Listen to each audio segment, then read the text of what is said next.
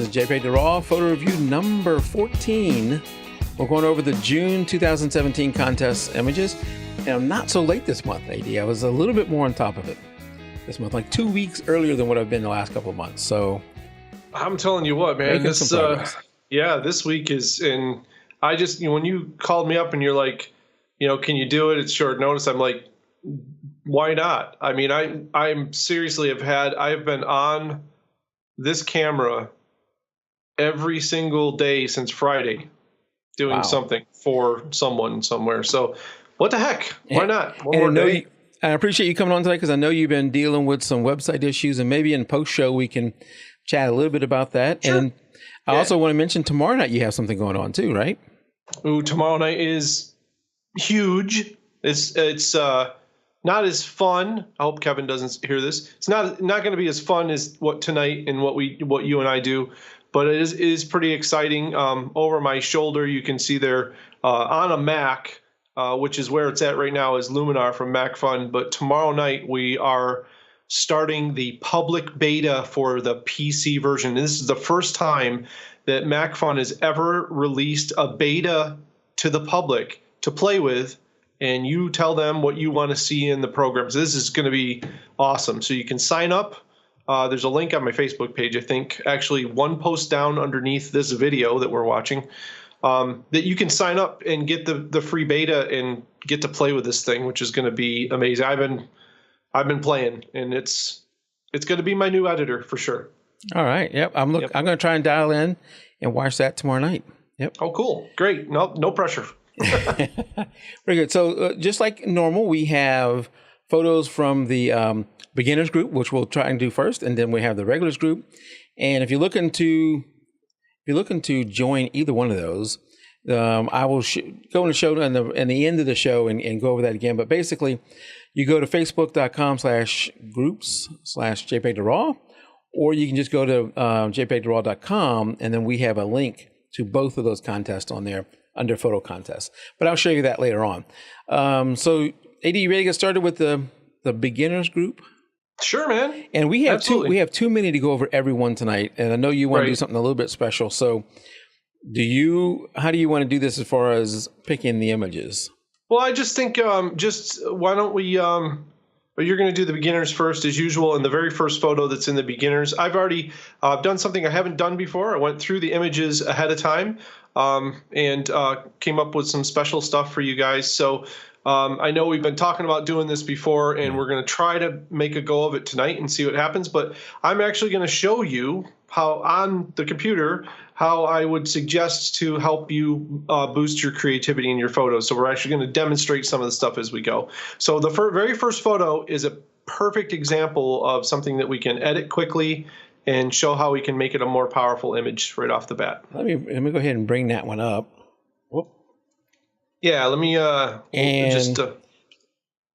image, let's see, practice this earlier. Let's see if I can get it right.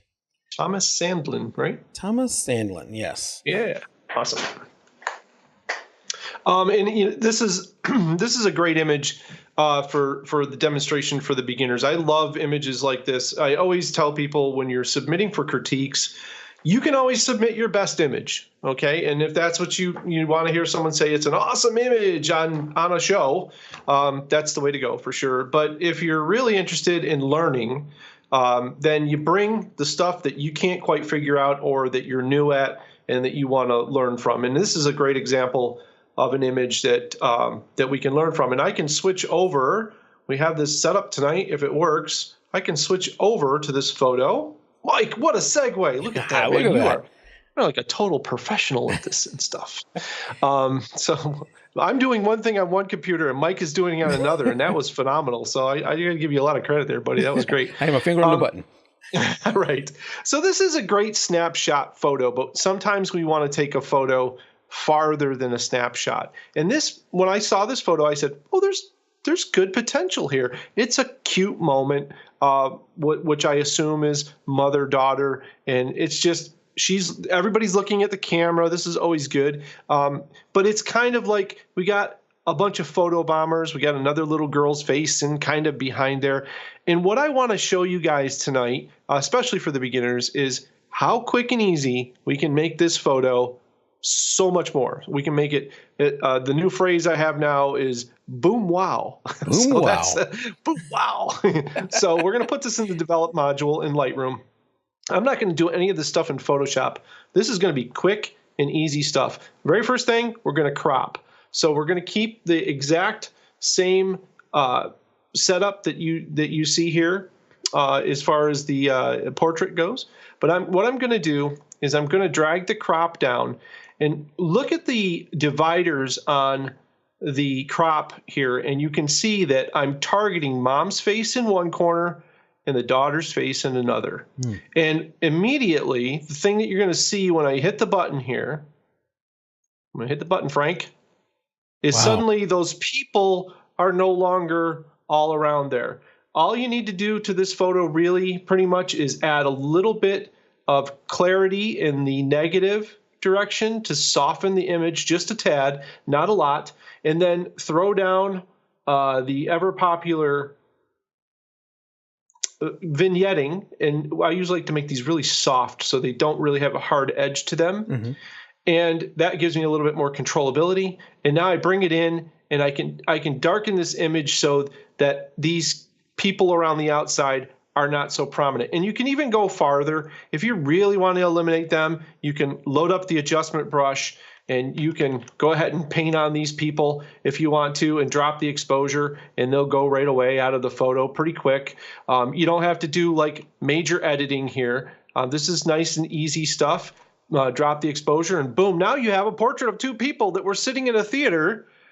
How long did that take? That was just like just a minute, right? But it's now you can treat it for color. You can do whatever you want. Like she has a little bit of red on her face. You can pull that out with the HSL slider or whatever. Or you can apply a preset if you want to do something like a preset on there. All of a sudden, just press a button and go. But that gets your photo now to what the subject is of the photo. It's mom and her daughter and not a lot of people, extras in the actual photo. So I think that's mainly what I'd like to do tonight with a few of these photos is kind of just quickly show you guys as fast as I can. Because the boss told me the other day during my webinar, he's like, we got to go fast. We got to go fast. And I'm like, all right. I got to learn to do this stuff really quick and really fast. So that's what we're going to try to do. That was fantastic. That was all in Lightroom.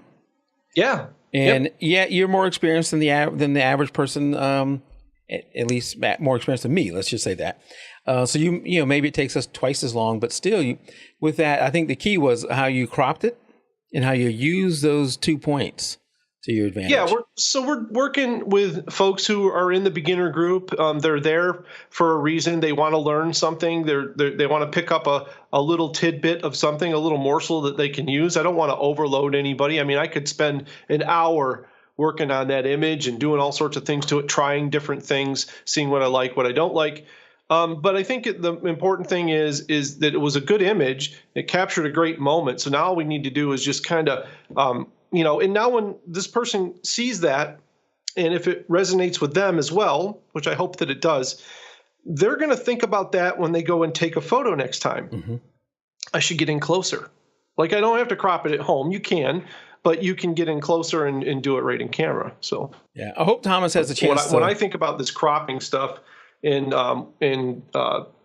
doing these types of compositions, I always think about that it's just an idea card that goes into my back pocket when I'm out with my camera. Now I'm going to be thinking about, I could frame this a different way. So, yeah. I hope Thomas gets to see that because that was an easy change that made a big difference. All right. You got it. Do you have any preference on the next one?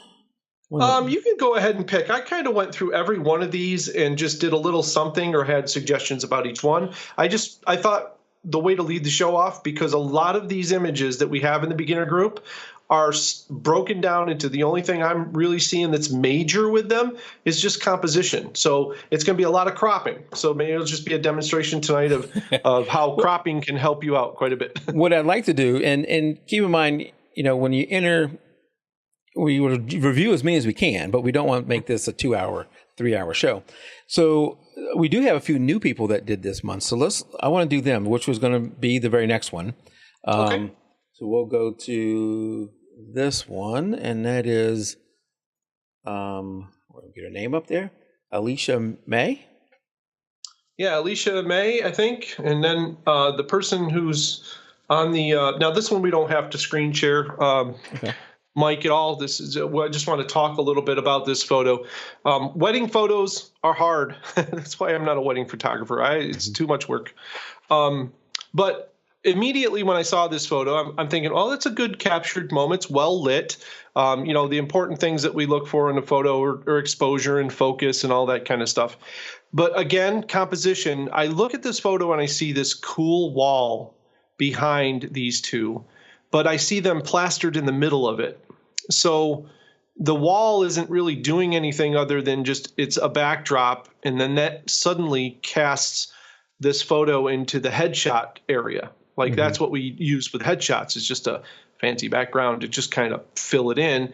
I would have liked to have seen these two leaning up against the corner of this building, and then having this maybe in a more of a landscape mode where you could see more of that building in an empty space of the and there's another photo in the regular group that makes very good use of this that I want to really demonstrate, because I think that that is one thing I see in a lot of portraits. Folks will get an idea. Oh, I like to use this as a backdrop. Put people in the middle of it, focus their camera, and keep them right there. They don't move and they don't compose the shot. So there's much more power in the image if you put these guys where they're at against the wall and then give them a blank wall. This is going to subliminally push people right at them. And it doesn't work the same way as it does as if they're in the middle of the photo as a target. It then becomes a story that people want to, that generates their imagination, whereas a targeted photo is like more like a snapshot, and it doesn't really spark your imagination all that much. Right. It's two people, and this is their wedding. That's it, And I say this because if you're going into wedding photography, it's all about creativity today. It's all about taking it to the next level. And you'll be the one who can go out and charge 10 grand to shoot a wedding and get that money and not be starving for work. There's a guy in my town, right here in my town, who is, his name is Rick Backmansky, and he has a company called Photo Artistry, and he gets 10 grand a wedding, and he is busy in this little town all the time, but he goes everywhere. He's gotten so well known that a lot of his shoots are, in Florida or Cuba, or, he's all over the place. But, this is what he does. He gets creative with his compositions, and he tries these setups and this different kind of stuff. And it's a lot of work and it's very hard, but when you're getting paid 10 grand for a job, you can bring other people in. He brings a second shooter and a makeup person in. I mean, come on.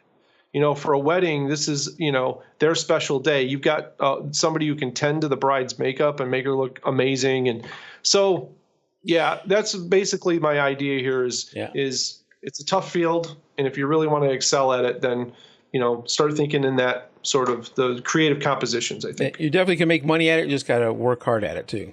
Yeah, it's a tough business. Gary had a good out in chat had a good point that I was thinking about. Is in this photo the main face we're seeing is the male. Right. Typically, with a wedding shot, you're going to the wedding is more about the female. And so, what do you think about if they flip them also with whatever they're doing? Where if you're only going to show one face, prefer the female face. Well, my friend, I am kind of a progressive kind of guy. So I say it doesn't matter. Okay. I think equal time. So this is a funny thing. On Facebook today, the question came up, don't ever go up to a bride and say, congratulations to the bride, because it makes her feel like she got, she's homely and she got lucky to get this guy, sort of thing. You always say congratulations. And there was a big discussion about, doesn't that make the guy feel like he's a sorry sack? And, isn't it supposed to be like equal and all this stuff? So, yeah, I agree. I agree to a certain extent. It is traditionally been the bride's day. But I think in this day and age too, it's kind of an equal thing. So, as long as it's equal, and not all just pictures of the guy. I mean, to get the point across, right? That's mainly what we're doing here. So, yeah, I think that in that case, I'd have to see a whole bunch of pictures from the wedding to really make it. Yeah, we're only looking at one, right? Yep. Okay. We're going to skip to number 5, if you're okay with that. This is a new... you want to do 4? Can we do a quick crop on number 4? Yeah, of course we can. Yes. Okay. Because this was one that really stuck out to me as how a crop was. It was really apparent to me how wait a minute, your 4 is that's Kevin, and number 4 I have is Kenny. Sorry. I was saying slide 4. So I was wanting to go to slide 5, which is the 4th photo. Yes. Oh, so you were already going to the car? Yes. Let's go to the car. Let's go to the car. I go to the car. What a great idea. That other one that we showed was Kevin Rivas. Yes, and Kevin Rivas. Please continue to submit. You will get in the running. I'm sure, man. Your photo was great, by the way. I didn't have a whole lot to say about it other than it was framed out nicely and it looked good. So this one, though, this is where the whole idea of composition changes the image, and that's what I want to show. There's only one change I make to this photo, and to me, I want everybody to kind of see the difference between what it looks like now and really get into the photo, and I'll explain why it makes a difference too as well if you're not quite getting it. So let me switch over. You should be seeing my Lightroom and my little boy. You are I'm on it. Wow, man. That is so impressive, Mike. I'm just blown away by that. All right. So this is an amazingly awesome image. First off, let me just say, I really like this image. Yeah. Yeah. I mean, it's it looks like a classic, either a T-Bird or an old Corvette. I think it's an old Corvette. And it's just, she's just like, come on, Dad. Come on. Let me take it out for a spin. Right. So awesome. But for me, she's in the center of the photo again. So my thing is with this photo, immediately I said, what is important in this photo? Me, it's the look on the girl's face, the steering wheel, and the empty seat next to her. It's almost like, come on, Dad, let's go for a ride. And he's saying now, and the reason why I say this is because the minute I changed one thing in the photo, a whole story in my head erupted. So I know a lot of people don't think the same way, but I just want to show you guys the change that I made. And it is just a crop change is all. And all I'm doing is I'm going to make her the center of the spiral just by doing that.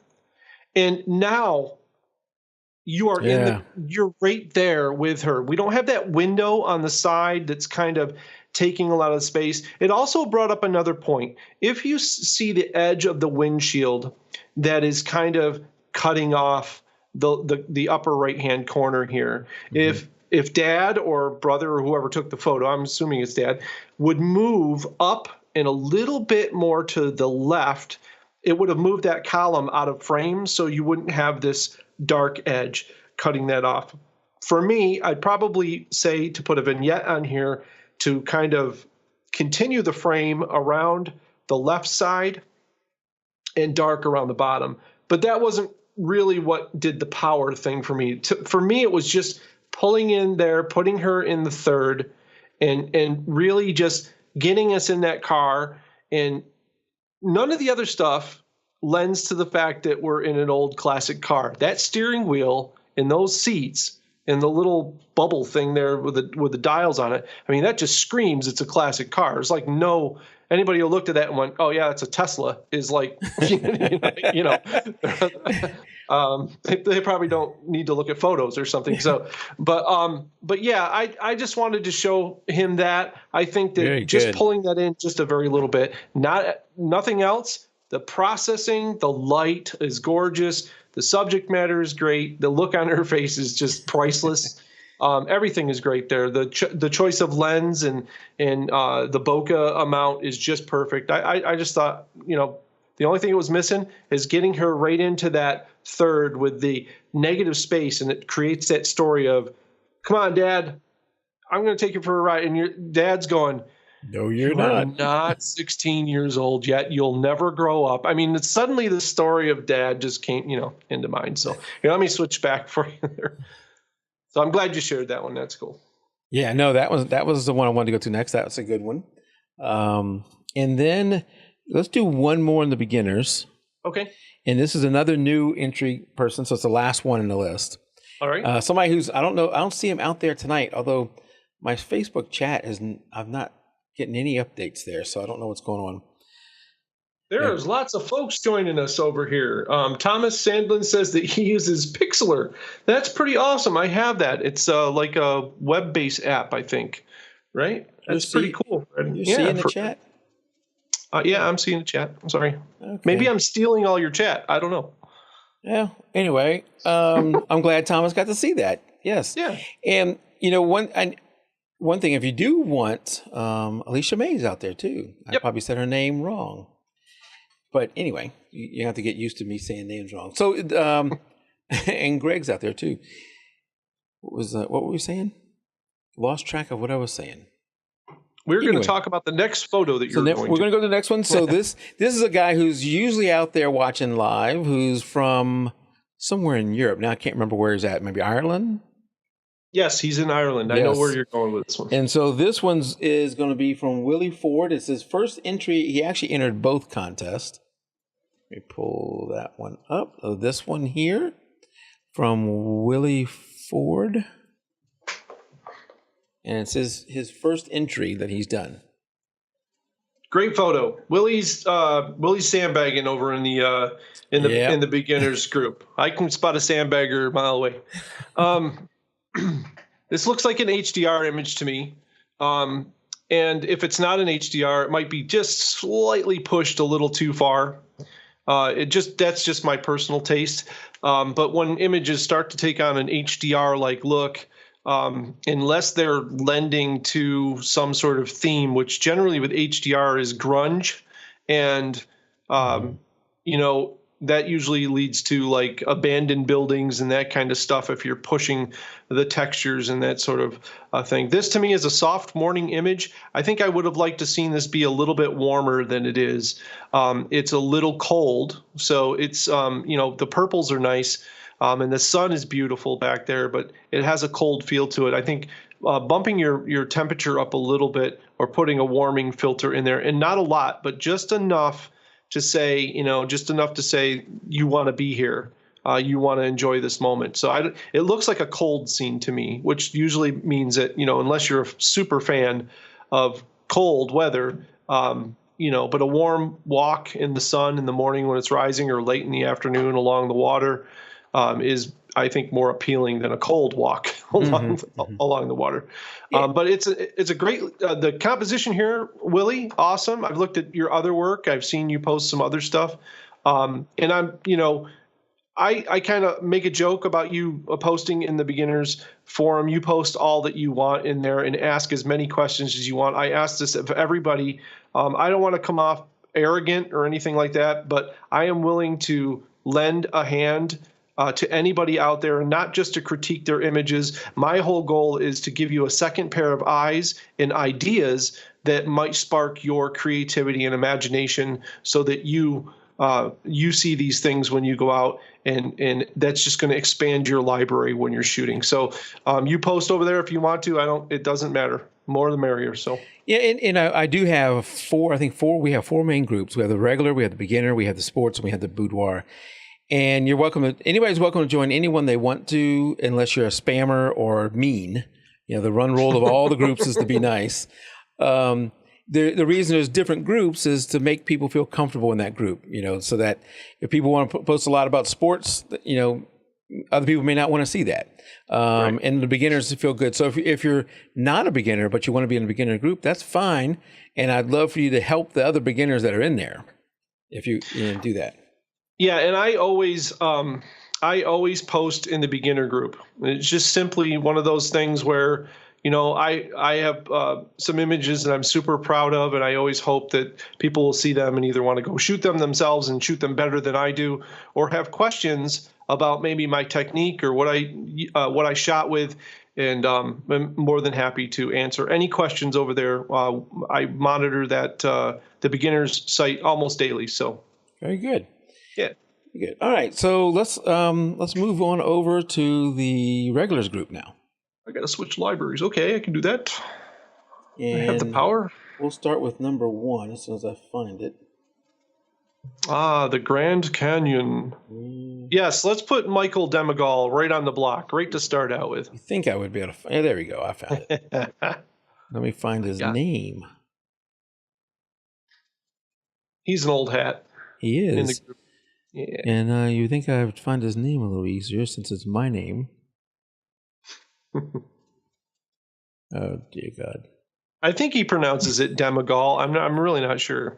Well, maybe while you're talking, I'll add his name again because I don't see it. Awesome. Well, I'm just gonna if you want to there, Mike, you can switch over to the LR. I do have a little bit of stuff to show on this if you want to put that up there, and I will hit this special button that I have all set up that has his name right there. and let me read a little bit about what Mike says about this image. I have it over here on another window, and I'll just read this out. It says it's a 180-degree panoramic photo of the east side of Eagle Point on the west rim of the Grand Canyon, which is pretty much the west and south rims are really cool to shoot on. I've been there a few times, and it's kind of the best vistas over there. He said the west rim is the narrowest and shallowest part of the Grand Canyon, which is absolutely correct. It's about 2 to 5 miles wide, about 6,000 feet deep. National Geographic, blah, blah, blah. Hopefully, he says he can go back next year and hike inside the Grand Canyon. Oh, man, I really want to do that, too. It's so awesome. We're fortunate to be there with a group, and Tony was not with us, although Tony has been with us on shoots out west. But we were there when it was snowing in the Grand Canyon, and it was, oh man, it was so cool. Does it snow there on a regular basis every year, or is that a rare event? Every year, yeah. Okay. No, every year.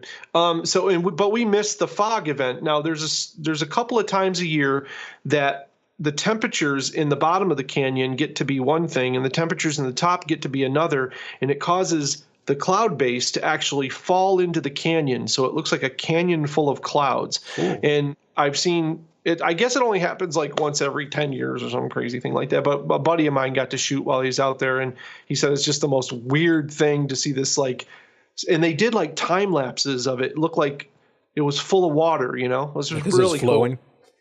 Yeah. So Mike looks like he was experimenting a little bit with HDR here too. He doesn't say that in his image. And there was an important thing I wanted to show all you guys who shoot HDR out there. You guys all know that I'm a fan as well, and I love to shoot it. But I've learned some techniques to kind of disguise the fact that I'm actually using HDR unless I'm looking for a specific HDR effect. And I just wanted to really quick make 2 adjustments to this. We're trying to go as fast as possible. All I did was, this is a very typical adjustment, by the way, for any HDR image. When you bring it into Lightroom, go to your vibrance setting over here on the right and pull the vibrance down a little bit. And what you'll notice immediately is the blues start moving to the background a little bit more, and the shadows, it drains the blue out of the shadows, which is a problem with HDR. Every time you shoot HDR, all of the shadows, which don't get sunlight, which is, you know, golden, they turn blue, and it just accentuates that. So that's kind of like your dead giveaway thing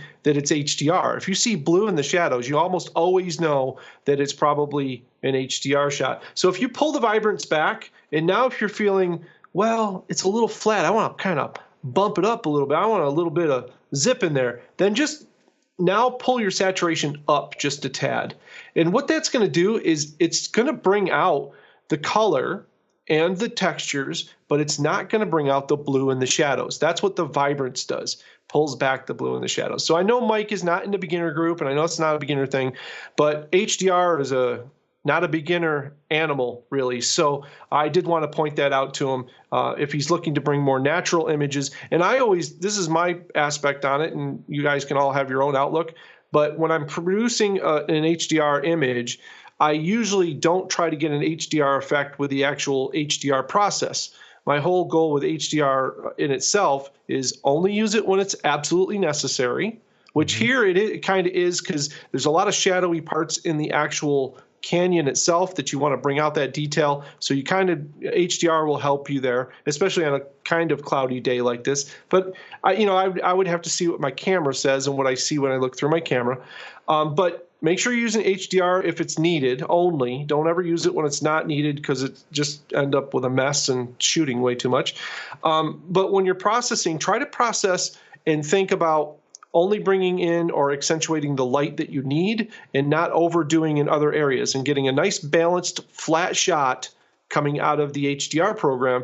And then once you have that, then you can start opening up the creative tabs and work on your colors and work on, your masking and all the other things that go along with things that you want to do to your photo to bring that look out. So if you do that, you're kind of making an HDR negative, right? Or you're making an HDR RAW file to start with. We always start with those flat RAW files. So I just wanted to kind of help. I know I get a lot of questions about HDR and the process. And so if you can start with a clean file with no grunge, that means that you can non-destructively add your effects, add your stuff that you want in places that you want without, making people go, oh, that's an HDR image. So unless I'm completely wrong, Mike, and you're like, please tell me it's an HDR image. that was your main goal. I don't think it was. I think it's the beauty of the canyon. Right. And I know, Mike, have you ever been to the Grand Canyon? A long time ago. You know what I remembered from it? And he did a great job with it. I remember it being hazy. It is. And your dehaze adjustment on Lightroom is awesome for bringing that out in the image. So I did not play with any of that. I didn't do anything to his image other than just those two little adjustments. But if you watch, when I move the dehaze to the left, you'll see haze start to come back. See how it comes back to the image a little bit. And that's what Mike's talking about. Generally, when you'll go there and shoot, it's like there's a fog bank, but it's just the density of the air. But if you have the dehaze slider, it's absolutely a wonderful addition to Lightroom. I don't use clarity or anything anymore. And you can see here as I do this, the sky starts to really come out bold. And if it comes out too much, again, go back to your vibrance and pull that back. That'll pull the blues out a little bit more.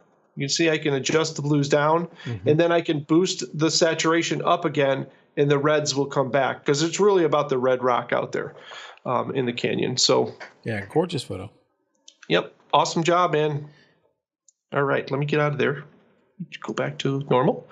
Oh, you're so good. You're so good. Timing was a little off there. Yeah, right. All right, so I want to do the next one because it's so different. Do you want to do that one or?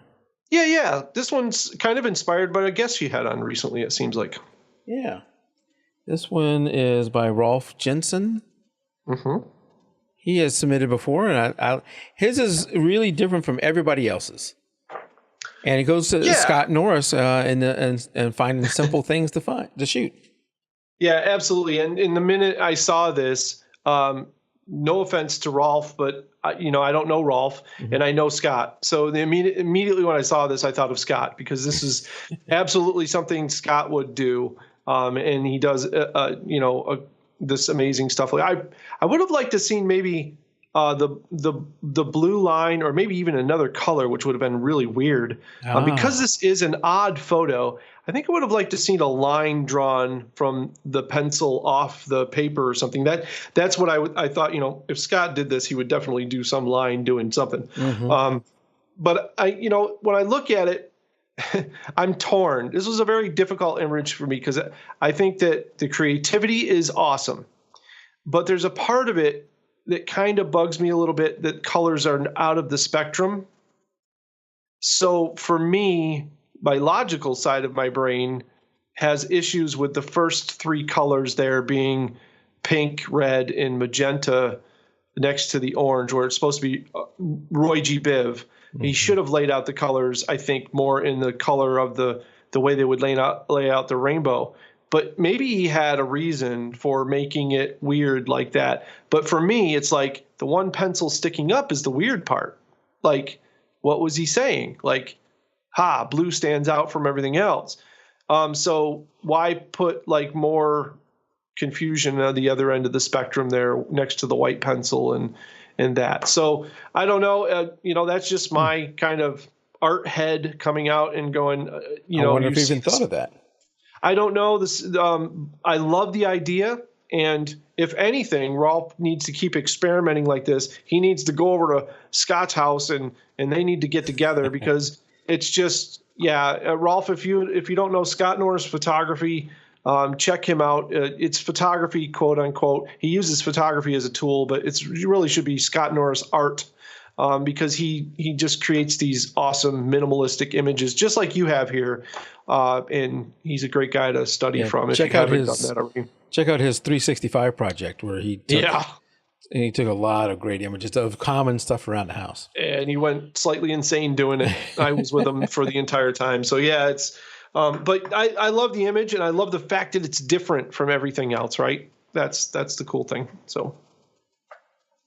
And Jan says, in YouTube chat, not a picture to show someone who has OCD. Right. That's partially my problem, I do admit. We do have a question over on Facebook. Okay. Greg Crosdill asked about, back on the Grand Canyon image, would a polarizer help? And yes, a circular polarizer would help, or a graduated polarizer would help a little bit with that haze, but I don't know how much. Like if it was an HDR, I generally don't put filters and then shoot HDR with a filter on because the end result is usually not all that pleasant. So if you're trying to pull it off once in camera and just shoot it, polarizer, you can dial in all that stuff in the field if you want. I think today's kind of thing is, if you go out there and shoot and you have to shoot around people an awful lot and your time is limited and your moments are limited, a lot of us don't have, unless you live in the Grand Canyon area, you don't have the time to set up all that stuff ahead of time and prep. I love those guys who can, take the medium format camera out and all the filters out and wait for the moment. They waited days. Hours. But I mean, that good on you, man. I don't have that kind of time. I mean, it just doesn't happen. So my stuff comes usually in post. When I take a photo, it's like I get all the information I need to do my work when I get back home to create the scene as if I had the filters and everything there with me. So just two, what is it? 6 in one hand, half dozen in the other, I think. Two trains of thought, or two minds of thought. All right, let's do the next one because I don't remember this person submitting before. Carlos. Yes, and I have an important thing to show you guys on this one, Carlos Larrera. Larray. I got the Carlos right. Yes, you did. Asbury Park, New Jersey, on the boardwalk. So the funny thing about this photo, when I first looked at it, I'm like, why is he taking a picture with his camera on a table facing a? Because I'm looking at it going. I didn't see it as a table until you said it. I saw it as the boardwalk. Right, and I didn't think of the boardwalk until I looked at it and realized where it was at, and I saw a little bit of stuff in the background. I found out something interesting though. The more that I looked at this image, that it's actually an image of symmetry, but doesn't actually. I'm sorry, I keep looking over here because there's two things on this side. I'm looking at Facebook. And I'm actually looking at his photo on a big monitor over here. But I didn't notice until I started staring at it, obviously eyes, right, staring at it, that it was a symmetrical image, but it wasn't symmetrical. So this is a great example of an image that's very close to symmetry, but not quite there. And there's a rule in symmetry. It's either symmetrical or it's not, but you can't be close to symmetry, then you start confusing people. So I did a quick edit on this particular image, and I wanted to show you guys that. And this is super simple. If you have Lightroom, you can do this at home. Again, I still say $9.99 a month or $10 a month or whatever it is to have Photoshop and Lightroom as your main tools for something that you love doing. I hate to say this. Please don't listen, Mac Fun.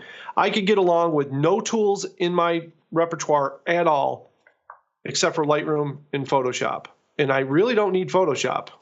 So I could really, but I would, if I had to have one thing and I had no money as a photographer and couldn't afford these programs to run them in these tools, Lightroom would be the only thing I would have. Just saying, for $10 a month. That's what I use almost all the time. Yep.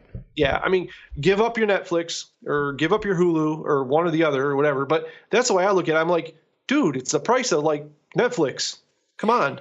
And if you really didn't want to pay the monthly fee and I don't want to pay a monthly fee forever, even though it's only $9.99 a month, Lightroom is still sold individually. You can buy that outright. You can win it. I've been told for at least a year. Yeah, that happened somewhere. That happened last year. Happened last year and the year before. You never know. Let me pop the edit on here, Mike, and we'll go through this really quick. So Lightroom has gone through a lot of iterations. The one thing about buying Lightroom is you're going to get stuck with a version, and they're probably not going to update it down the road. That's the only thing I worry about, really, in the long run. The CC versions are updated all the time with new fun tools to play with. One of the tools they added a couple of years ago was called uprights. And all I'm going to do to this image is I'm going to drop just a couple of uprights on here. I'm going to straighten it up. I'm going to move the crop a little bit, and then I'm going to point something out to you, and you're not going to be able to look away. So here we go. So it's a little tool here under the transform tool, and it looks like a little, looks like a tic-tac-toe board when you pull it out here. So the very first thing I'm going to do is draw a line right up this wall.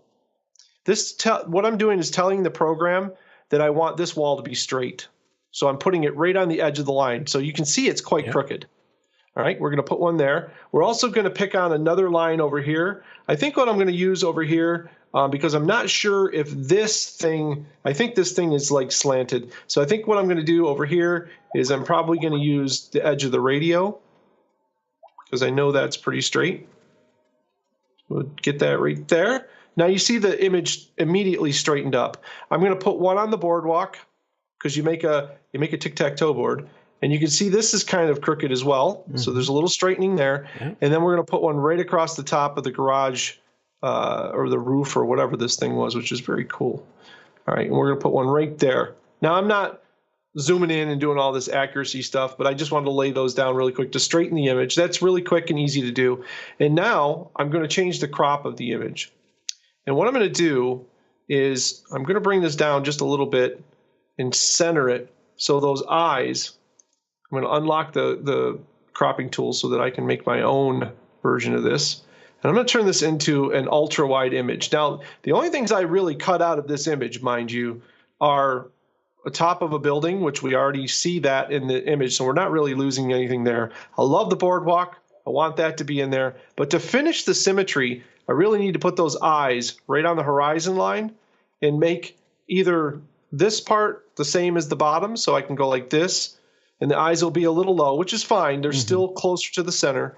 And then keep these two side guys just about the same width as well. And when I do that, suddenly this becomes a pair of eyes with this cool natural frame around it. You notice that it has like its own frame, like a matting around. Yeah. And now we don't look at pretty much anything else other than like we're captivated in being pulled into the image. The color processing on this is awesome. I love the tone here. I love street art. It's like one of my favorite things. There's so much unappreciated art out there that people never see. I love going to New York and shooting it as well. So can you do it before and after? Yeah, I can. I actually just learned how to do it before and after in Lightroom. Here we go. Before is the backslash key. That's a before. So it's not a big difference, but it is leaning in. When you have a photo that's skewed, it tends to make people uneasy. And this isn't like, I don't want to be uneasy with these beautiful blue eyes and, you know, the water, it looks like that's being painted, you know, it just makes me relaxed. So we don't want it to be kind of leaning. It's an easy way just to straighten the photo up and be more matter of fact, where we're saying street art is the subject here, nothing else. Like the boardwalk is there, yes, that's fine, but it really is about those eyes. Yeah, very good. Very subtle changes that made a significant difference. Yeah, nothing big here, man. These are all great photos and having a blast with these. So let me switch back. Right. Let me see what we got coming up here. You know, I don't know if I can do the spider thing. I had a spider event here in the house last night. A spider event. So I do not like spiders, and I won't spend a whole lot of time on this, but when you see a spider, when you don't like spiders, and you see a spider come on your desk, and then you lose track of where it went, you can no longer... That happens all the time here, man. You can no longer work in comfort.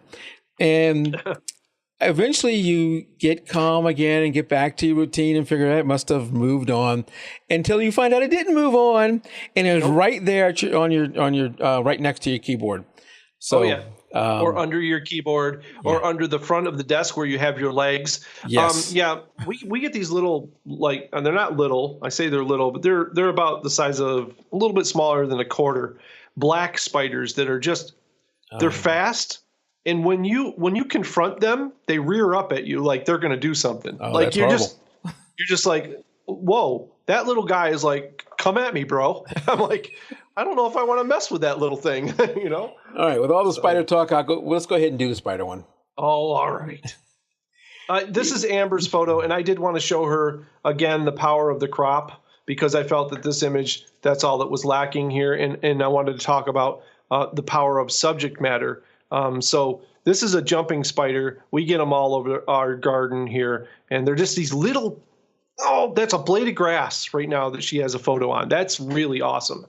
But for me, the whole story of this photo, what do you want to do when you see this photo? Now, not you, Mike. I'm talking about everybody else. But what do you want to do when you see this photo? You want to zoom in and see that, like, what is that? Like, even if it creeps you out, you still want to see it, right? So the very first thing that I did, and I'll share one more time. I'm stealing your screen away from you right and left here. The very first thing I did the minute I saw this image was I zoomed in, and then I went, oh my God, that has like a little like Alfred face on it, and he looks like he's going, madam, why are you shooting me? Get that camera out of my leaf. So all I could think of was, like, all of a sudden this voice came into my head. And what did that say to me when I heard that? Well, it wasn't, my horrible accent and all of that. What it was to me was there was a story created when I zoomed in. That was the main part. So let me just, Amber, I know you're out there. I know you like doing this stuff. He's kind of targeted. And this is, these little guys, they don't stay in one spot very long. There might be a drop of water in front of him. I can't really tell. And I don't know if you flipped your lens to do this. I know the trick is to flip a 50 millimeter lens over to get super close like this.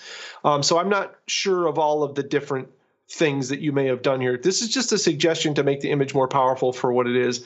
And this is really just super simple, but all it was I went to a portrait of the image, and yes, you do have to crop it in, but I just thought that when I cropped it up and put him right here with the rest of the world kind of out there on his own, to me, that was just like really funny in a way, and had so much character. And I don't have all that other stuff going on. There's a beautiful part of the leaf that I was conflicted, because I really like this part of the leaf over here. And again, it could be cropped this way as well. You notice how I'm putting kind of his funny face in that thirds right there. Mm-hmm. That would be considered where we're looking at the spiral or the golden mean. But I wasn't sure if this kind of led me away, this extra kind of grass down here. You could easily, blur this out with Lightroom, but then you've got this blade of grass kind of hanging down that's kind of doing something too. So for me, the portrait crop was kind of like, oh, it's a portrait of a spider, ha ha ha ha. And then he's got this little like gonzo face, like, yeah, like why? So I just wanted to share that with Amber, just to give her some ideas. The world of macro photographer, Don Komarechka, go check out his crazy imagination when it comes to that. Janice Sullivan Photography, she's got some amazing, she teaches macro photography. So if you go to her website, you can learn all sorts of things about techniques to use with flashes and all this kind of stuff. And of course, I would like to know, we've talked about this before, right, Mike? Mm-hmm. Please tell us more about what how you do your photos and how you made your photos, so that I can better understand where you're at and what you're doing. I see here it says that she used a 105 Sigma now that I look at 2.8, which I'm not sure. I think she used it at f8. I think it's a 2.8 lens. Oh, yes, you're You're correct. Yeah. So so if it was in macro mode, this might be one of those occasions where you might want to use a flash, and you might want to get that f-stop even higher. Yeah. So that you can light up the situation a little bit more. I'm not sure if you used a flash here or not. I can't really tell, and it doesn't say. And she makes a good point. I have a fear of spiders, but I'm slowly getting over that. I'll tell you an interesting story, and I'll give you. Mike, we'll take the screen back now. When I was young, I had a bee's nest in an attic next to my bedroom, and we didn't know it. And while I was sleeping, several bees got into the room, and I got stung. My leg and 3 of my fingers lost all feeling. I got stung in the ends of my fingers, of all places, and I got stung in the corner of my eye. And ever since I had to go to the doctors, and I had all sorts of problems.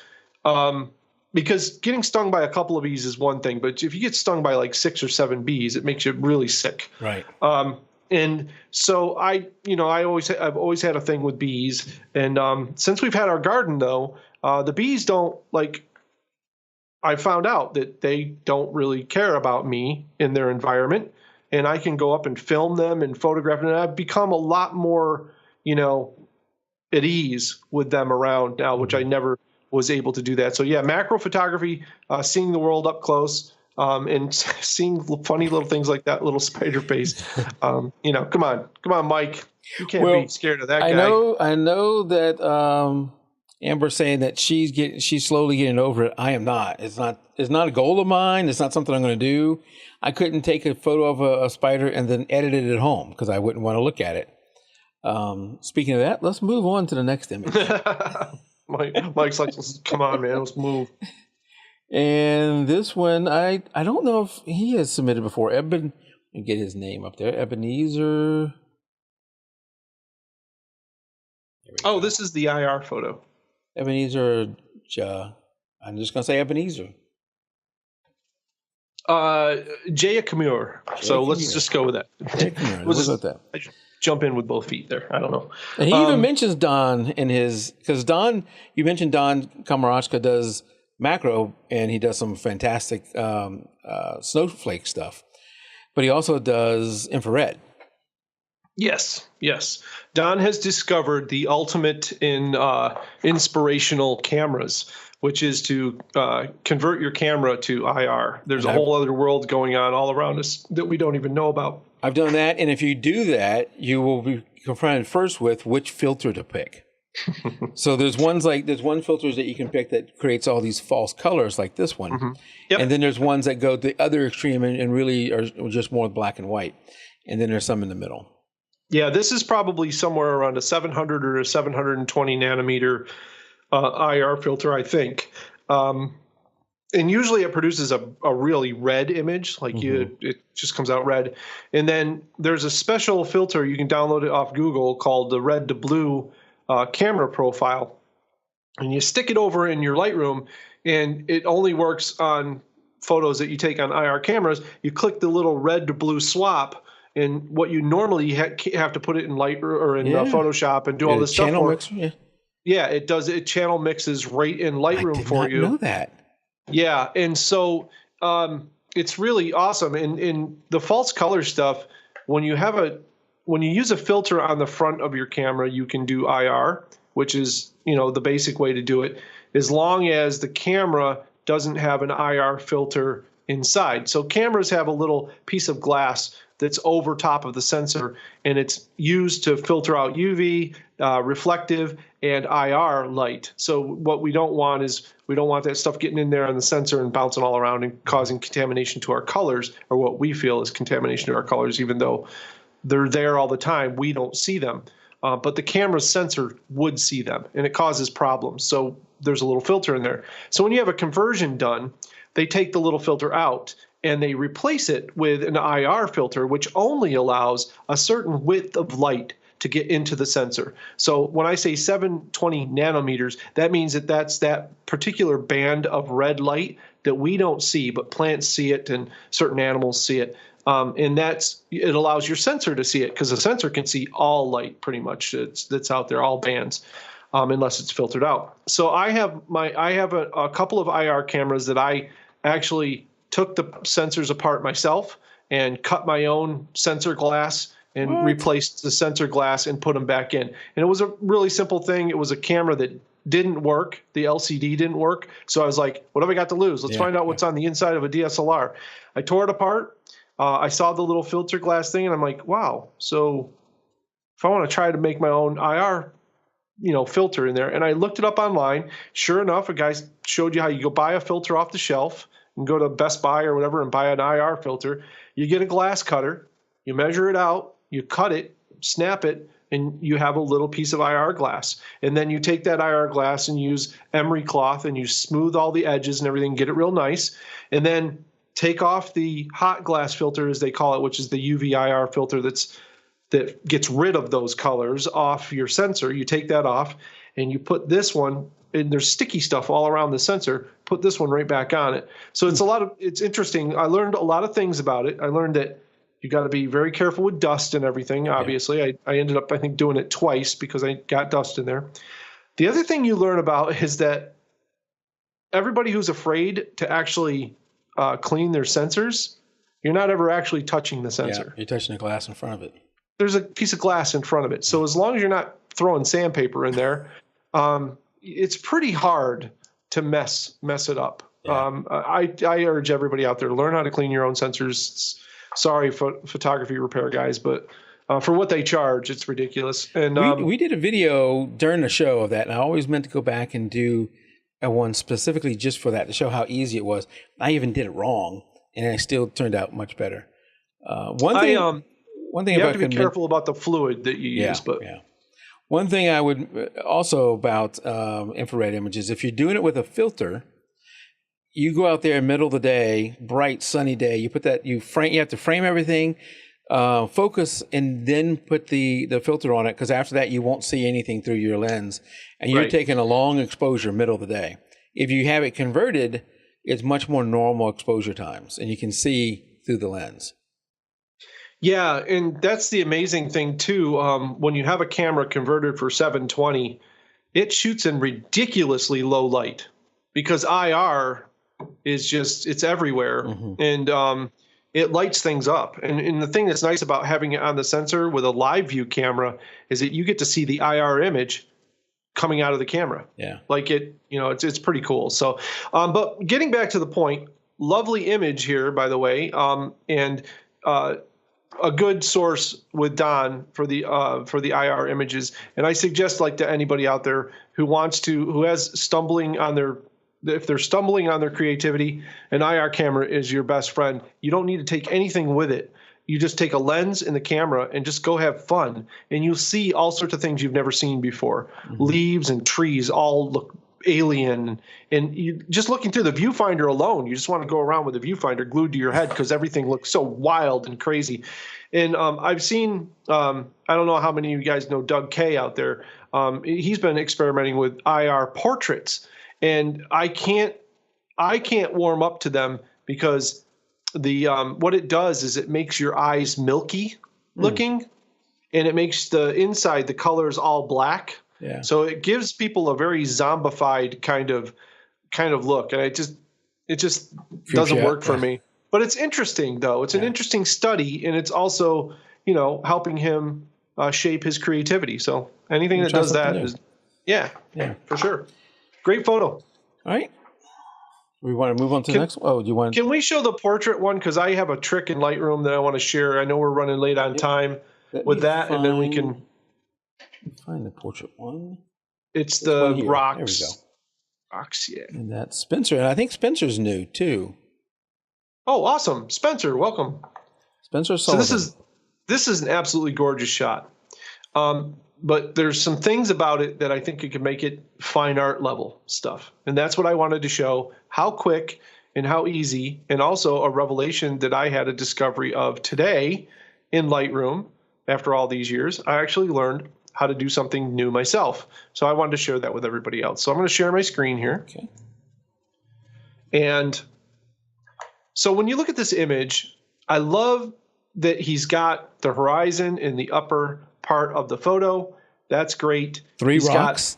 He's got 3 rocks. He's been listening or paying attention to someone in the photography business. He knows what's going on.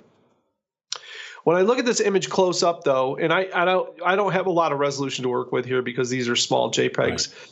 Right. So just keep that in mind as you watch this. But what I found out today in Lightroom is, did you know that there's a way to do content-aware moving of things in Lightroom? I don't think so. I didn't know that either, right? So watch this. This is what I figured out. By using this little heel tool that we have here, the first thing I would do is I would remove this little stick that's in the water here, because this is nearing fine art quality. The colors are good for fine art. It's you've got the composition going on for you, but the stick is kind of like, it's a photo bomber. It's in there. It's not serving any purpose. It's taking away from the rocks. So if you hold down the Shift key while you're clicking on this stick, you click at the beginning of the stick and you hold down the Shift key while you're doing this. Click. Now you get that pops out and you think, oh, well, that's not what I wanted. I wanted to draw it along the stick. Don't do that. Just hold down the Shift and keep clicking. And what it'll do is it'll connect all of them together. And you let go and the stick is gone. Wow. Just like that. So instead of trying to draw it on the screen, which is, Lightroom lags behind you, it doesn't work all that great. Now, the second part of this gets even crazier. So when I look at the photo, let's zoom out here. The photos, if you were going to retake this photo, straighten those rocks out to go straight out into the lake. Okay, that's gonna tell people that it's just like you're walking into infinity, sort of thing, or into the beautiful scenery that I've captured in the background.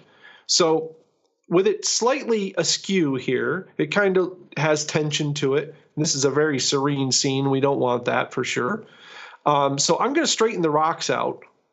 Of course, if you're going to reshoot this, you would just move a little bit, would be all you would really need to do. But I'm going to fix it in post, and I'll show you how to do that super quick. And it's using the same tool. I'm using the heel tool. This time, though, I am going to cut a whole rock out. And I'm going to start with the middle one because I want to get that one centered first. So I'm going to swipe. This time, I'm not going to use the Shift key. I'm just going to draw over the whole rock like so. And I'm going to let go. And it's going to leave a big patch there that doesn't look right. I erased your rock. So now if we grab this patch, though, and we bring it back, you'll see something cool happen. The rock will reappear. It's supposed to come back, yeah. Right. And now I can move the rock over in the scene. And it's doing it in a way that it's healing everything around it. Now, if I can't get the rock over far enough, I can just move the one in back over, and I have space to move it there. So let's look at it now. You wouldn't even know the rock got moved over. Yep. Just like that. All right, let's move the top rock over now. So let's do the same thing. Swipe across the rock. Let it find whatever it wants to find because we don't really care. We're just going to slide this back. Now this one's got to go over quite a ways. So I'm not going to get it all the way there, I don't think, in the first move. Yeah, that's as far as we can go, and it starts to disappear. So let's get most of it there. And then what I'm going to do is move the back one over a little bit more. And then I'll move this one over. And you can see we can get that just one right. Sliding it over. Just sliding it over right in the center. And we'll take that out. And now you have your rocks going straight out. Now the bottom one needs to be moved a little bit too. I did that one as well. If I'm really shooting to make sure that it's absolutely perfect, I'm going to move the bottom one as well, just to prove a point that you can move all of these things. And this one looks like you're like, well, where's it going to pull all the information from? It doesn't really matter because you're just going to move it back anyway. So I can move this up, down, around, anywhere that I want to. It needed to go a little bit to the right just to kind of finish it off. Now I can't turn the rock or anything like that, and I don't want to.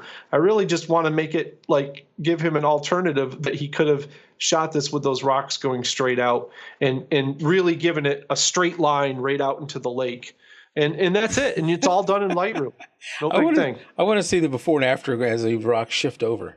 Okay, so here is the before. Now I know this is a little thing. Yeah. But it's when you're talking about like fine art images, if you look at all fine art long exposure images, they are usually this was one of those almost symmetrical, but not quite. So here's what it looked like before. And here's what it looks like after. Yeah, that's so cool.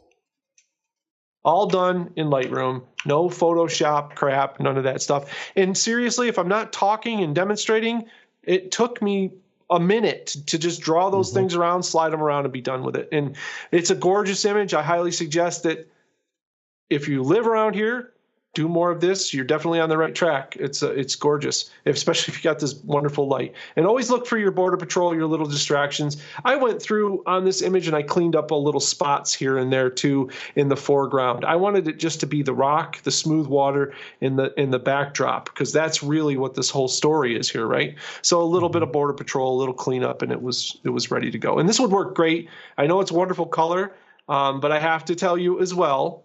I'm gonna cheat here and do a little self promotion if you don't mind. Yeah, go ahead. I'm gonna pull in one of my presets is a high contrast black and white, and this would also look, when you're talking about fine art images, a lot of times high contrast images can make a completely different thing out of the image as well.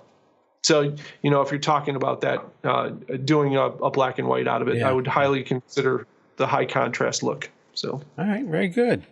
Cool. All right, let me put everything back the way it was so I do not offend. I just hit that button a bunch of times. Oh, there we go. All right, cool. All right, back to you, Mike. All right. We got another new one if you want to do this one, which is I think the very next image. This one is from Dan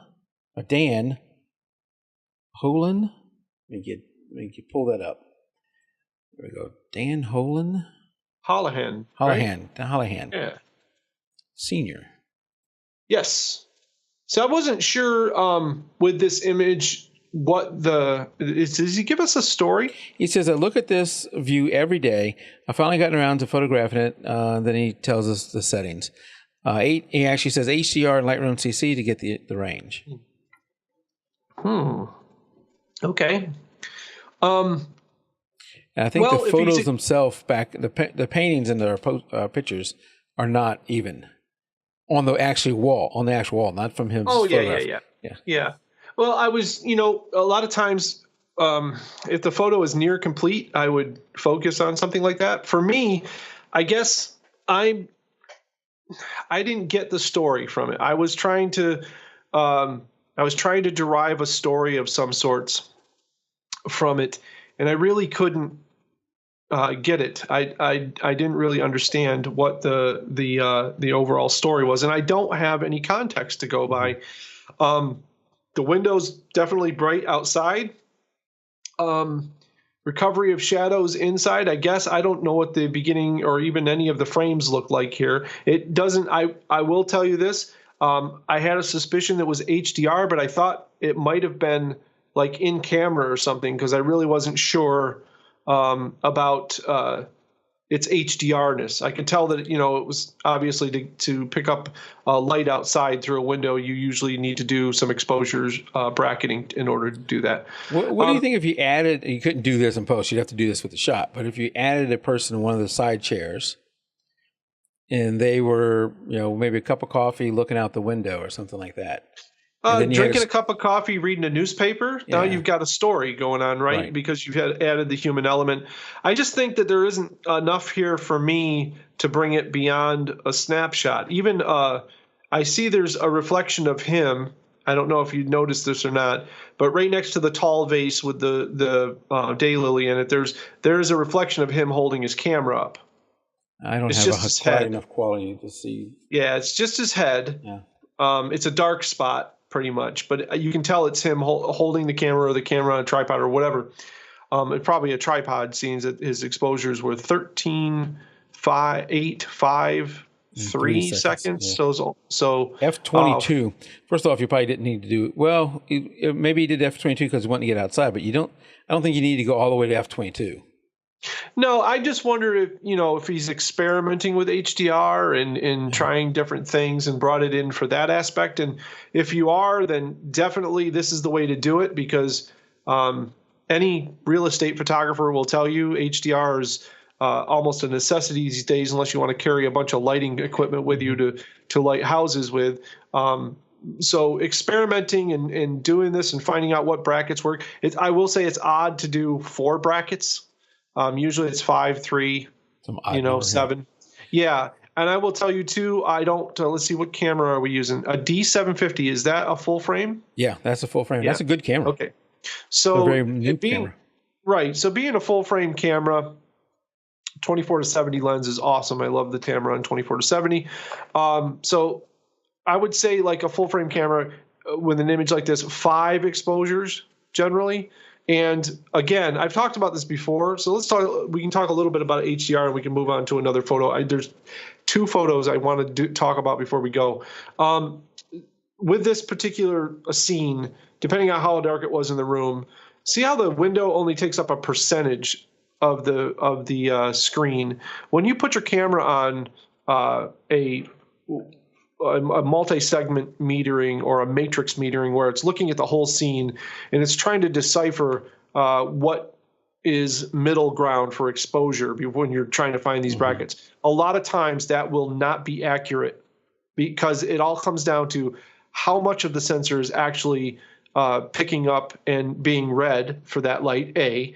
Generally, it's not the whole sensor. That's the thing with a lot of cameras. Now, newer cameras are starting to cover the sensor 95%, but older cameras, and some new ones too, it's much smaller, that target area. And usually a good way to know about that is how far out will your focus points go. Right. And that'll kind of tell you where your camera's sensor range is kind of done looking for light. So what it'll do is it'll look at this scene, and if it's super bright in the middle and it's casting halos through the window to the sensor, then it tends to think that the scene is a lot brighter than it is, and you end up shooting all upper exposures rather than lower.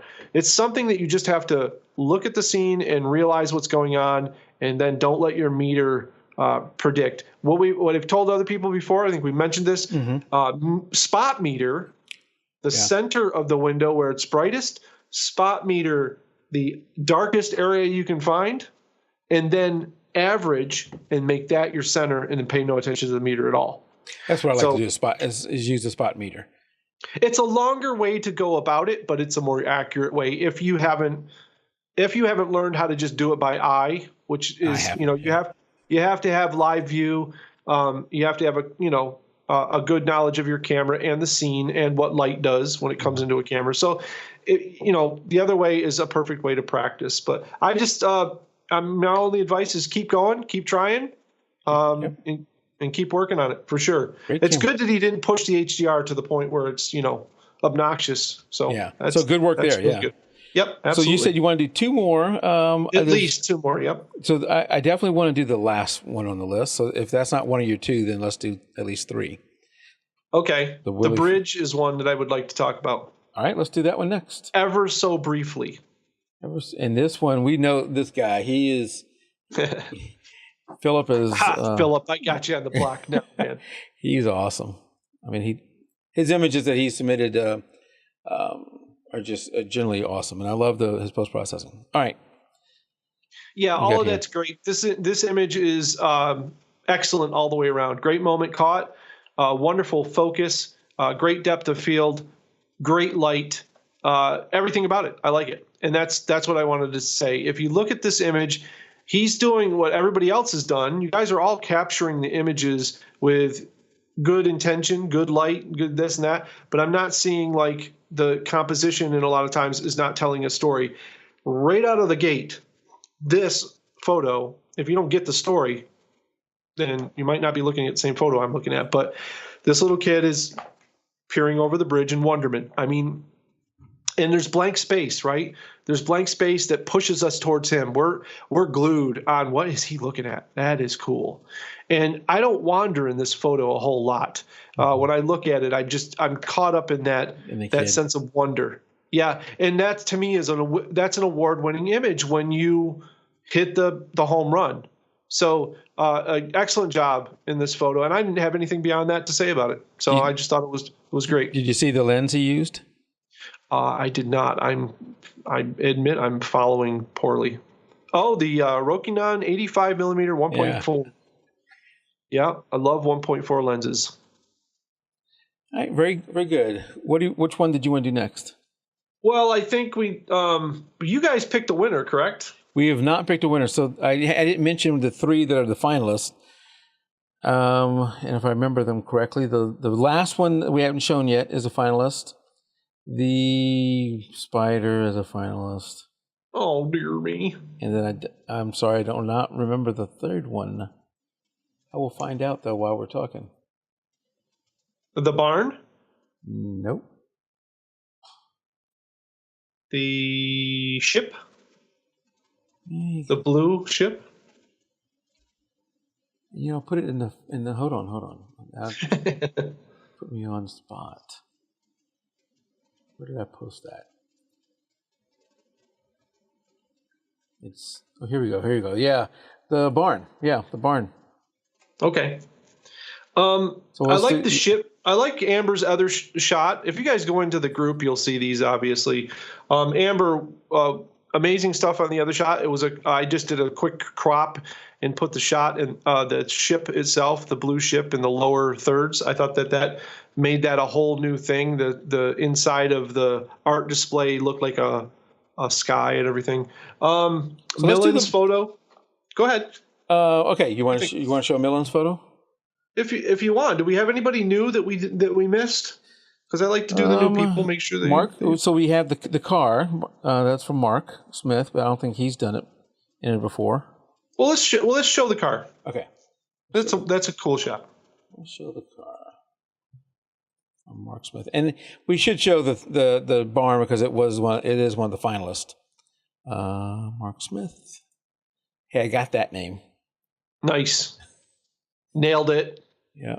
And he says, shot this Saturday night at the local car meet. I don't recall the exact settings without opening my laptop. Good, because we don't care about those settings. Good call there, Mark.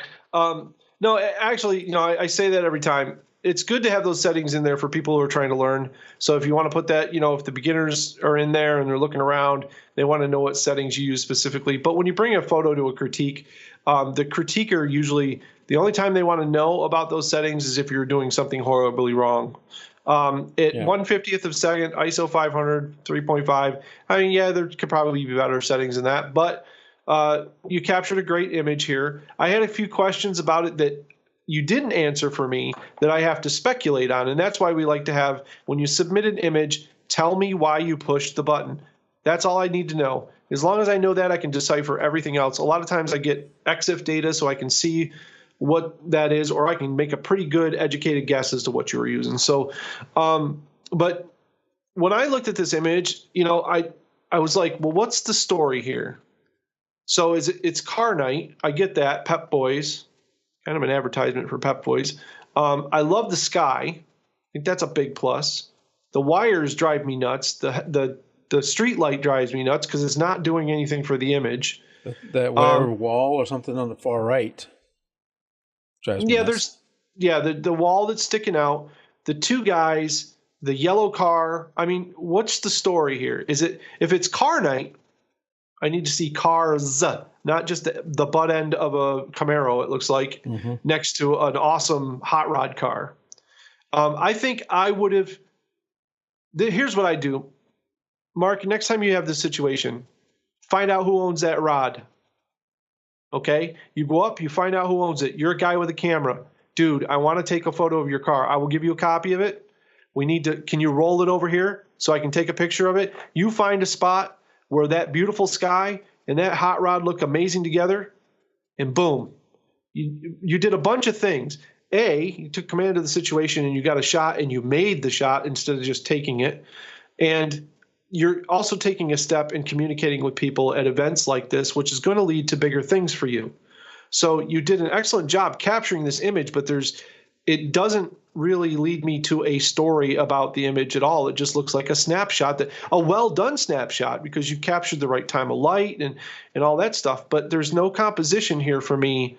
It doesn't explain the event to me, a bunch of that stuff. So show a bunch of cars, show the front of the cars with the guys talking. Don't show me the Pep Boys sign.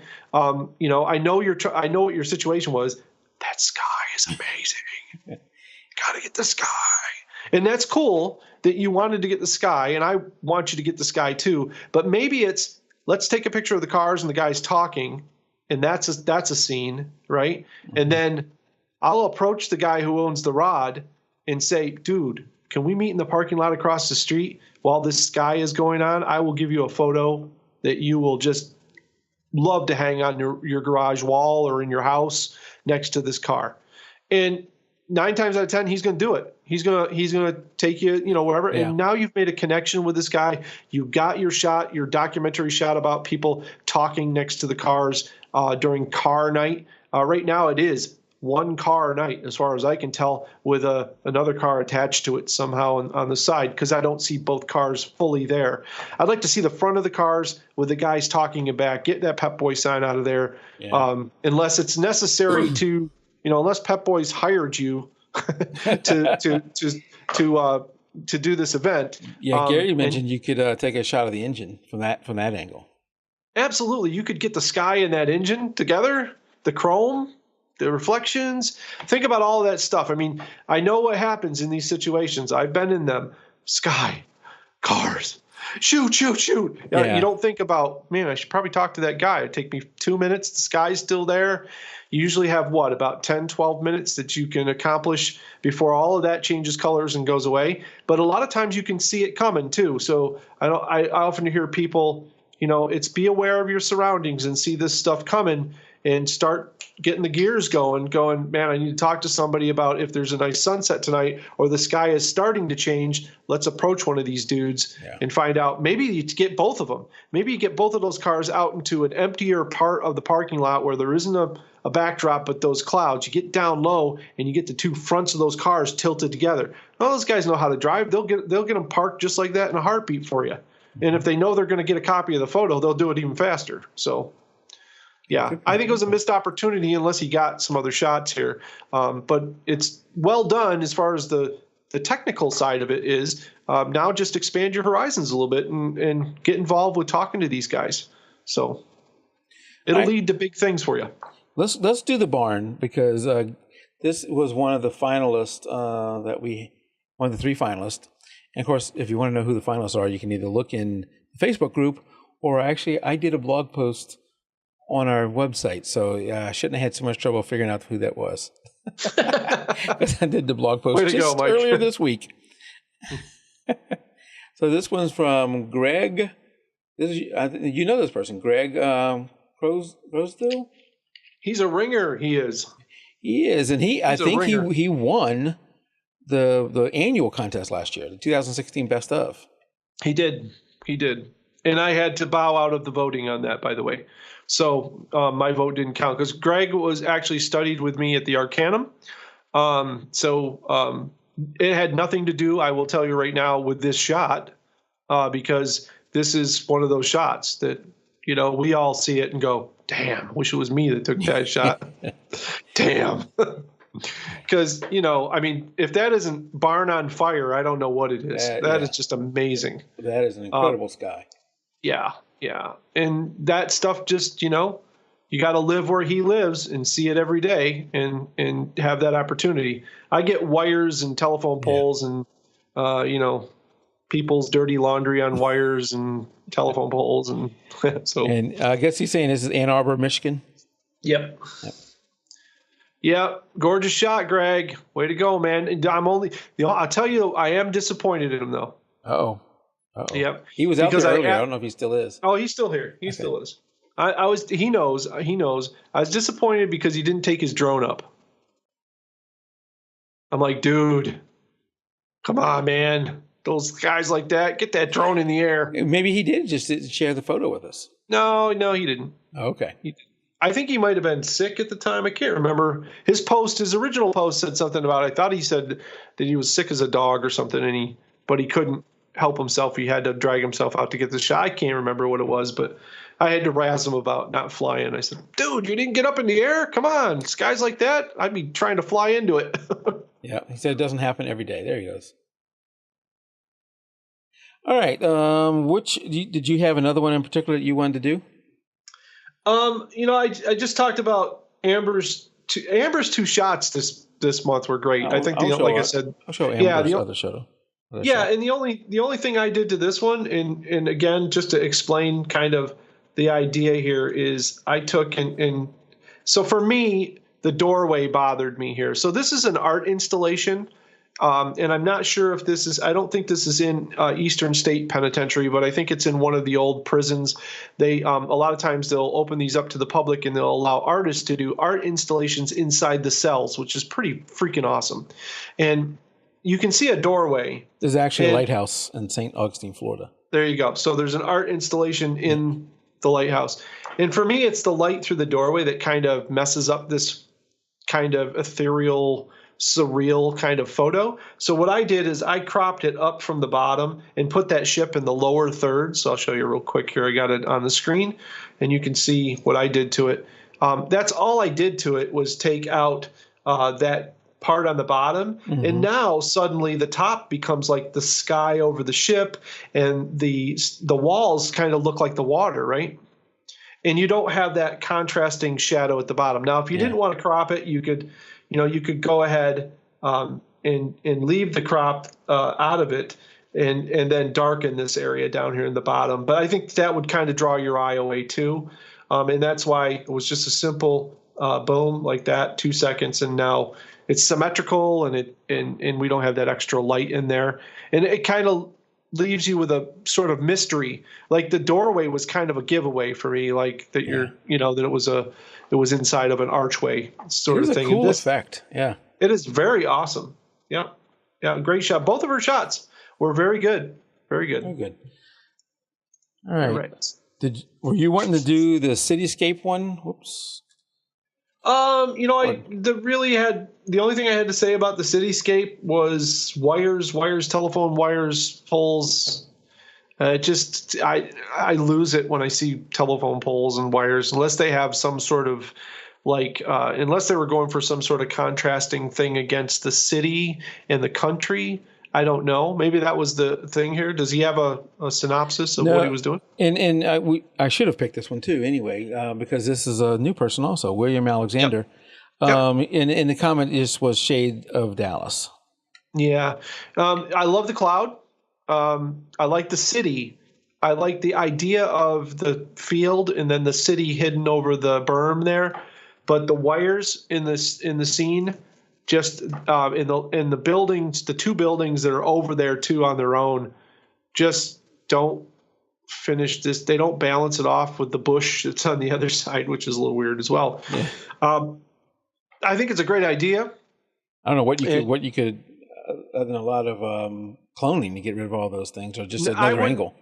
Right. This is one of those things. I always love to make this suggestion to people and why it's awesome to see images like this. If you live in and around the Dallas area, your job pretty much is to find a shot that works around there and use these tools that you've learned. So I love the way that the shadow is not the clouds that you see, but the clouds that you see kind of mimic the shadow. I think that's pretty cool. Mm-hmm. So I like the idea of the shadow on the grass and everything, and the city over the berm, and kind of the contrast between country and city. But the power lines going into the city don't really, they don't help the image at all. They're a big detractor for me. Yeah, me too. The rest of the stuff I could live with, but that, that's the part that I lose it. But good submission there, William, and keep submitting. Do more. Yep. All right, let's do this last one. This is also from a first-time submitter. He did submit in both contests, though. So this is the second time we're going to Willie. The second time we're going to see an image from Willie, and this one was you said Willie. I mean, Willie Ford. There we go. Willie Ford. Yep. This one also was one of the finalists. So this is the third of the finalists, not in any particular order. And I like this image. I'm looking at this image. I see a lot of differences between, this guy's probably just out for a walk. And Willie, did he tell us anything? He gave us a lot of text. I'm not going to be able to read all that. But anyway, I look at it and see differences in generations. Here's a guy who's probably just out for a walk. He's got his dress shoes on, his suit that you can tell he wears a lot because it's wrinkled in the back, a cap on. Me, I'm out in that walk. I've got tennis shoes on, shorts, and maybe a dry fit shirt or a regular shirt, no cap. Yep. So not that it has much to do with the image. I just saw all that when I looked at it. Yeah, there's a lot of story, kind of backstory. I'm going to tell you right up front, Willie, you don't need any backstory. So this is an image that is compositionally done well, tells its own story of a journey in life, of a gentleman with dignity, walking down an old country road, kind of the old school way of life, and he's just moving on. And I think that whole story, people will be like, well, the trees here and that's there. I don't care. It's powerful enough as it is. He said he did process it in black and white, and that was my first thought. The color tone palette to me needs a little work here. Other than that, though, the image is a perfect image as far as everything else goes. Well captured. The softness of the grass along the right-hand side there's just perfect. So yeah, I think that for me, it would be like I'd tone the image is what I'd do. I think it needs to be toned if you're not going to go with the black and white. He mentioned that the black and white was a timeless way to go, but he liked the color. And that's personal preference always. Yeah. One piece of advice I will give every photographer out there: if you're in a private forum and you're trying to learn, it is perfectly acceptable to post a color and a black and white version of the same image. Do not do it in public. Never, ever post the same photo in black and white and in color and say, which one do you guys think is better? It just shows that you don't know what you're doing. Mm-hmm. And you're not going about it in the right way to learn how to do it. Do it in a private forum where that sort of creativity thing is going on, and you have people who can give you answers and good dialogue with you in return. You can't just put it out there and say, which one do you like better? Holy cow, really? So that'll come out 50-50, I'll guarantee you. You're never going to get the deeper you go, the more diluted your answer gets. That's why polls sometimes are kind of wacky. It's okay if you're saying, well, I was going for this. This is what I wanted to express with the photo.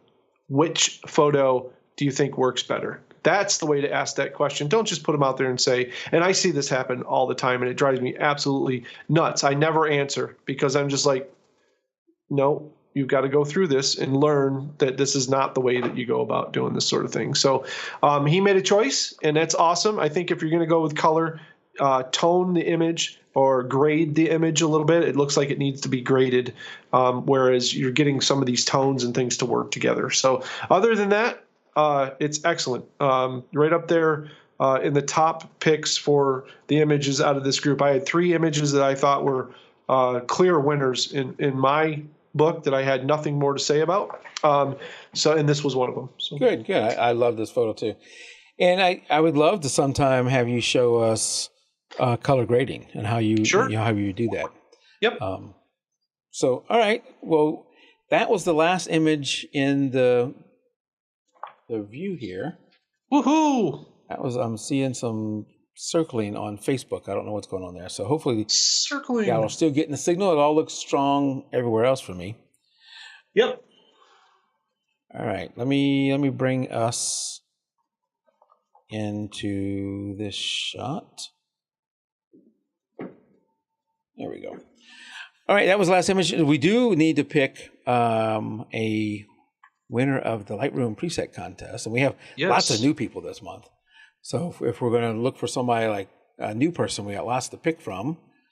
Do you want us to head out and silently do this, or do you have somebody in mind?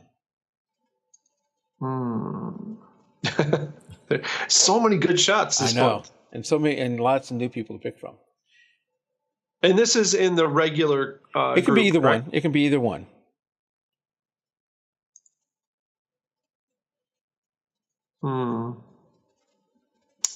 Yeah, and you have the list. Yeah, we probably should. Why don't you go ahead and give them the logo for a second? Let me ask you a few questions. Yep. Hold on, guys. We'll be right back. And I do have a list of all the previous winners, so we don't give the same person one. That's exactly what I need to ask you. We'll be right back.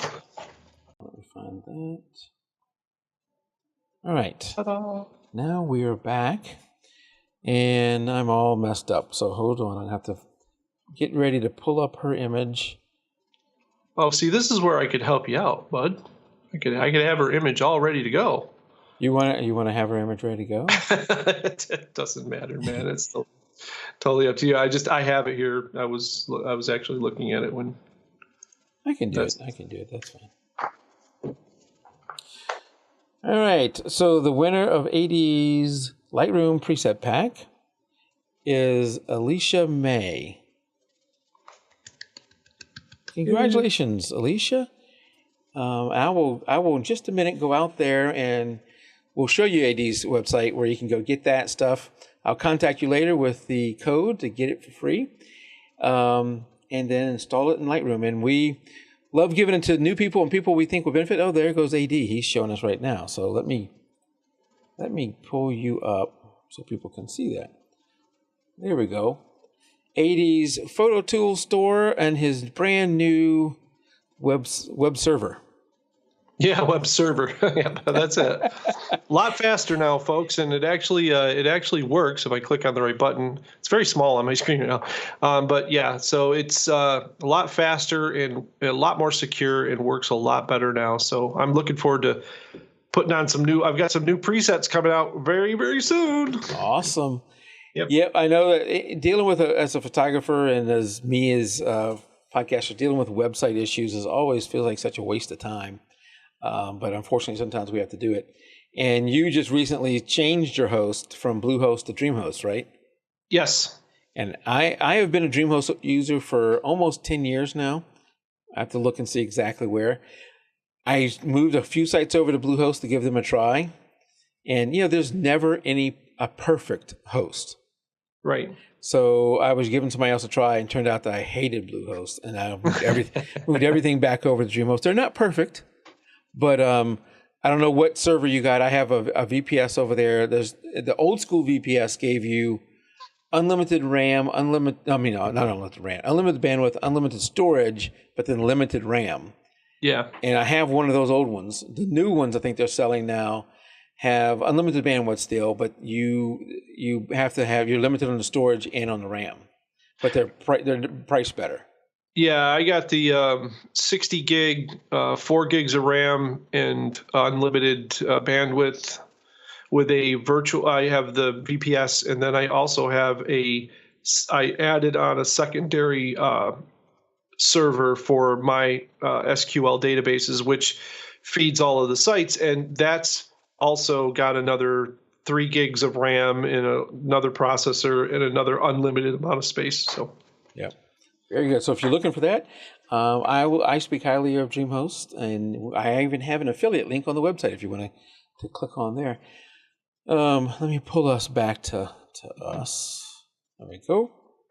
And I will say that if you run a website like a WordPress website, PHP 7, if you're not on PHP 7, 5.6 forever has been the standard, and 7 has been out for a little bit, but it's now released and approved, or whatever you say. It's been tested. It's made a world difference for me. It's much faster. So I don't know if you're on 7 yet. No, is the migration just changing it in my host? Yep, just go into your domain or whatever it is and clicking that. There, on the off chance there could be some compatibility problems, are the forums.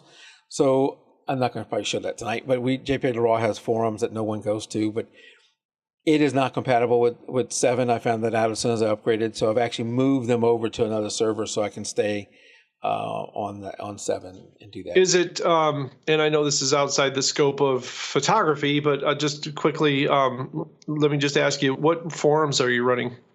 We are running an IP board. Okay, all right. Which is it's a nice board. I like it. But anything that runs like BB Press and Buddy Press that both run under WordPress should just work fine. Yeah. It should. Well, I know what I'm doing right after the show. So yes, it's fairly easy. So now speaking of the website, let me show you how you can enter, because if you want to be one of the images that we do later, how you enter is you go to jpeg2RAW.com and go up to photo contest entry. and then you'll come to this site, and you can choose either the regular group, or you can choose the beginner group. The beginner group, the July theme is open, so no theme. And actually, I think for the contest we just reviewed, there was no theme for either one, so you don't have to worry about that. Then for the regulars group for July, the theme is summer. Somebody did point out to me it's not summer everywhere in the world, so you may have to get a little creative because you do have to take it in July of this year. So sorry if it's not summer in where you are. If you are a member of Facebook, the easiest way, of course, is just to either go to the beginners group on Facebook for jpeg2RAW, or the whoops, that's not the right one. Where's the right one? Or to the regular jpeg2RAW group. Did you lose a group? I did not. I think I clicked on it and had something else to it. So the regular group here. So you either go to the regular group and enter that. The contest is always posted at the top of the page, and you can go there and enter that. If you don't know, I've had people who, how do I enter an image into the contest on this album? Because they have a struggle with it. Not everybody uses Facebook all the time. I have a link here to an article where I wrote that will walk you through the process of how to enter into the album. So should have all the bases covered. There we go. Very cool. That's how you do that. So that's this one. Now, if you want to get this, we're on YouTube, of course, the live one here. I will put this one over into another playlist, but the edited version will be out in a few days. We're also on Vimeo and on iTunes, video large and video small. So you can get it from all the different places. We don't put an audio version out of this one because who wants to listen to this? You need to watch it. So you can subscribe on any of those things. We'd love to have you subscribe on YouTube or share this Facebook video too. That would be good too. I see a number of people have done that. We do it once a month. We'll be back next month to review the July images. So until then, keep shooting.